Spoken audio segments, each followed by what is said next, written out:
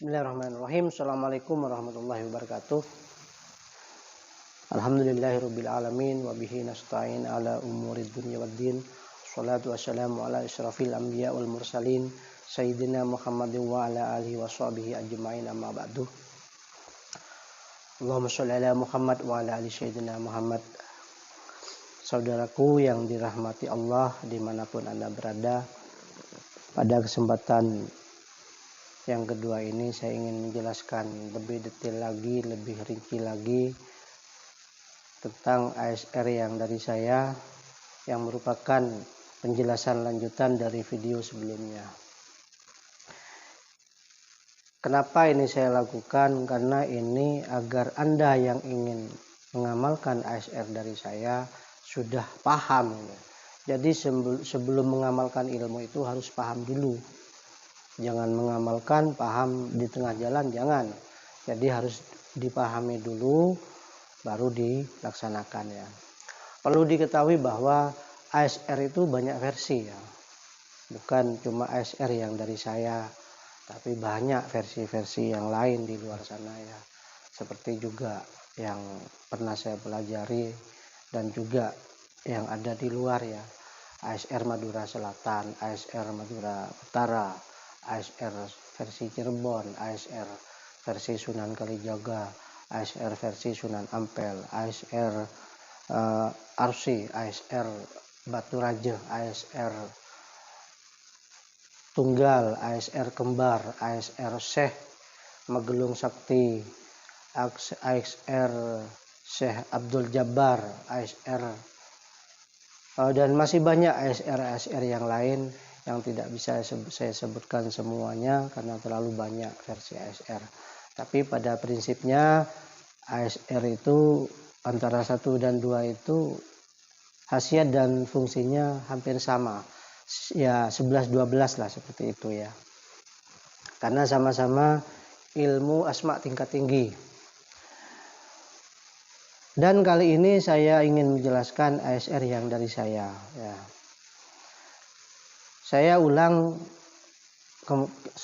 lagi bahwa tata cara melaksanakan ASR dari saya yang pertama, wiridnya dimulai di hari Selasa malam Rebu ya. Jadi malam Rebu sudah wirid selama 7 hari berturut-turut ke depan ya. Itu masing-masing tingkatan.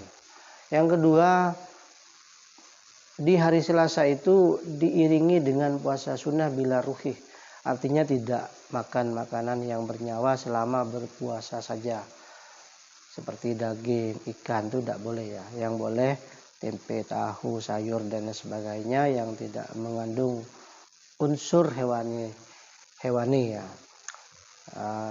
Selanjutnya ASR tiap malamnya dibaca 1021 kali. Tiap malamnya minimal itu ya.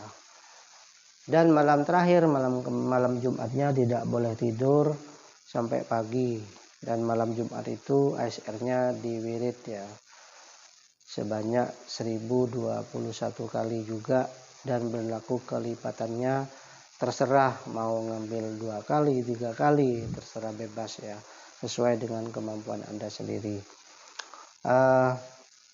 Selesai puasanya selesai, tapi wiridnya dilanjutkan sampai hari ke-7 ya. Kalau sudah sukses, selesai semua, tidak ada kendala, bisa dilanjutkan ke ASR tingkat 2-nya ya. Dan pada saat wirid tiap malamnya itu tidak boleh di dalam ruangan seperti ini, tidak boleh, harus di alam terbuka. Kenapa? Ya saya nggak tahu, ini karena tunjuk dari guru saya tentunya, dan saya melaksanakan itu semua ya. Dan karena bacaannya pendek, jadi kalau baca 1021 kali itu tidak terlalu lama, sekitar butuh waktu ya kurang lebih 35 menit lah. 35 menit atau 40 menit ya, tergantung kecepatan Anda. Kalau saya baca itu hanya 30 menit ya. Karena bacanya pendek, hanya 3 kata. Seperti ini bacanya untuk tingkat 1. Bismillahirrahmanirrahim. Inna quwati nakabanata kitabanata. Ini untuk tingkat 1-nya ya. Selanjutnya saya sarankan kepada Anda penggemar ilmu asma, terutama Anda yang sudah menjadi murid saya atau masih calon murid ya. Artinya ada minat maksudnya ya untuk mengamalkan ASR dari saya. Saran saya yang pertama, belajarlah ilmu asma harus ada guru ya. Belajar ilmu asma harus ada gurunya, harus ada guru pembimbing. Jangan belajar sendiri, ngambil dari ini, dari sana, dari medsos, dari jangan. Jadi belajar ilmu harus ada gurunya. Yang kedua, jangan sekali-kali merubah apa yang menjadi ketentuan yang sudah diperintah oleh guru, yang sudah ada di dalam buku petunjuk itu, dilaksanakan apa adanya, tidak mengurangi. Dan jangan membiasakan untuk menawar-nawar ya, jangan dibiasakan. Yang ketiga, hati-hati jika belajar ilmu dari media sosial seperti YouTube, seperti Facebook dan lain sebagainya. Saya tidak melarang, cuma hati-hati karena apa yang Anda lakukan, apa yang Anda kerjakan tentu semua ada risikonya. Karena saya punya pengalaman saya punya katakanlah pasien yang ada di luar negeri ya. Dia itu kesurupan, dia itu gila karena gara-garanya adalah belajar ilmu dari YouTube. Nah, setelah itu saudaranya, keluarganya nelpon saya. Setelah saya tanyakan kenapa itu, dia cerita bahwa dia belajar ilmu dari YouTube. Nah, tentunya ini adalah belajar ilmu tanpa guru. Ya, ini yang saya maksudkan hati-hati. Kalau Anda ini sampai tidak hati-hati, sembrono lah istilahnya, kata orang Jawa itu sembrono ya. Ya resiko Anda tanggung sendiri. Kalau Anda stres, Anda gila dan lain sebagainya, siapa yang rugi ya, tentunya Anda sendiri. Jadi saya tidak melarang, tapi saya sarankan hati-hati ya. Maka dari itu saya sarankan lebih baik belajar ilmu yang ada guru pembimbingnya ya. Yang keempat, saran saya belajarlah ilmu step by step, artinya setahap demi setahap. Jangan langsung mengambil ilmu tingkat tinggi sedangkan Anda sendiri belum siap, wadah batinnya belum siap. Anda masih pemula, tahu-tahu Anda hanya karena keinginan ingin cepat begini, ingin cepat begitu, langsung Anda ambil ilmu yang tingkat tinggi.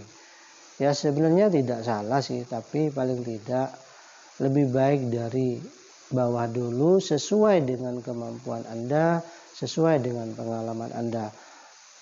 Beda kalau Anda sudah senior, Anda sudah sudah terbiasa seperti itu, dan Anda sudah bisa mengantisipasi sendiri segala resikonya, segala konsekuensinya, monggo silakan. Tapi khusus Anda yang pemula, saya tidak menyarankan Anda langsung mengamalkan ilmu tingkat tinggi ya. Yang kelima, saran saya yang kelima yaitu mintalah izin kepada guru yang mengijazah ketika Anda akan memulai melaksanakan riyadhah dari ilmu yang Anda dapatkan itu ya, agar gurunya ini bisa memberikan bimbingan dan bisa mengawasi Anda. Jangan menjalankan ilmu di luar pengawasan guru ini, jangan sampai ya. Ini saran dari saya.